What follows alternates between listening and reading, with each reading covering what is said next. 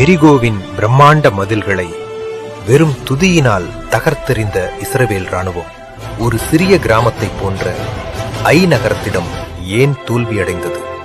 தேவன், எரிகோவின் பொருட்கள் அனைத்தும் எனக்கு அர்ப்பணிக்கப்பட வேண்டும், எதையும் தொடாதீர்கள் என்று கட்டளையிட்டார். ஆனால் யூதா கோத்திரத்தின் ஆகான் அழகான ஒரு சினியார் ஆடையையும் வெள்ளியையும் பொன்னையும் கண்டு மயங்கினான்.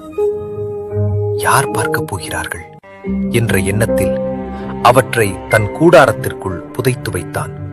அடுத்த போரில் ஐ நகரத்தவர் இஸ்ரவேலரை துரத்தி அடித்தார்கள்.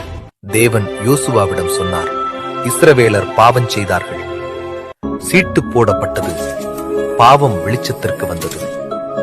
ஆகான் பிடிபட்டான். தன் பேராசையினால் தன் குடும்பத்தையும் தன் வாழ்வையும் ஆகூர் பள்ளத்தாக்கில் தொலைத்தான்.